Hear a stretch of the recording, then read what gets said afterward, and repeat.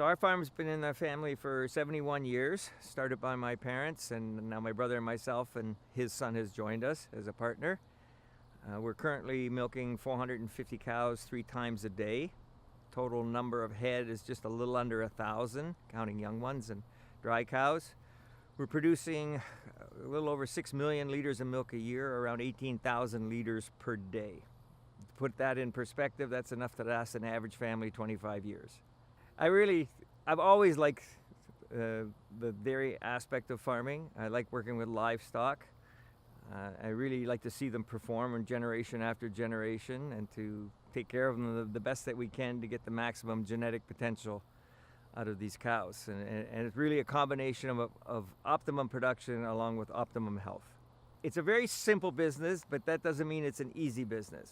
You have to house them right in good comfort with good ventilation and clean. You have to milk them right with the proper milking system and all the adjustments that go with that. And then you have to feed them the best that you can with the good nutritious meals that are well balanced for their stage of life. If you can do those 3 things, then you're 99% there to having a successful dairy farm. We're very diligent in terms of raising happy, healthy calves. We're very diligent with our protocols on calves. So we try to get colostrum, 3 liters of colostrum into a newborn calf within at least 2 hours, at the most 2 hours, and then a second feeding ideally by 6 hours and certainly by 12 hours, another 3 liters of colostrum. They'll have their navels dipped. We are also in a selenium deficient area, so they get 1 cc of selenium as well. And then for the next 2 days, they'll get transition milk from that cow, that fresh cow, the second milking, and then they'll go on to a combination of milk replacer and whole milk. A very high level of nutrition for the first month. They're at 11.5 liters of milk in 3 feedings, along with fresh water and a calf starter. And we monitor their growth very, very closely. We weigh them at birth, we weigh them at weaning, so we can monitor their actually average daily gain at that point. Well, we bed them on sand, which is the most comfortable things for cows to lie on. It's also inert, that it doesn't grow bacteria, so you have less, particularly mastitis in your herd. We have fans going that are set to go off at 20 degrees Celsius, some even at a lower temperature than that, so that to keep them as cool as we can in the hot summer months. There's access to fresh feed and water 24 hours a day. On a regular basis, their feet are looked after by a registered hoof trimmer, professional hoof trimmer. So we stay on top of those things. And also we work very closely with our nutritionists and our veterinarian staff. Yeah, again, simple is always good. We try to get as much good quality forage into them, so we really focus on our forage production. We crop around 800 acres, almost evenly split between corn silage and alfalfa grass mixtures.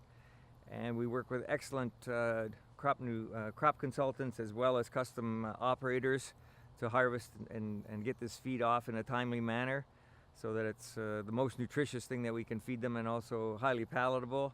And then we work very, very closely with our nutritionists in terms of formulating rations for these cows.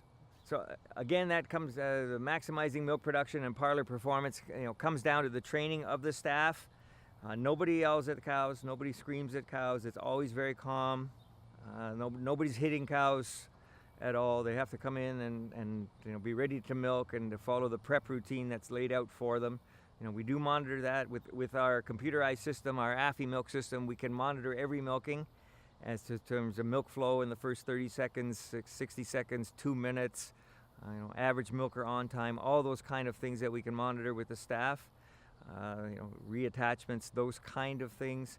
And also with the AFI system, when we're fine-tuning our milking system, any adjustments we make to pulsation rate or vacuum level or inflation change, we can monitor that too with the computer in terms of parlor performance to see if it was positive or negative.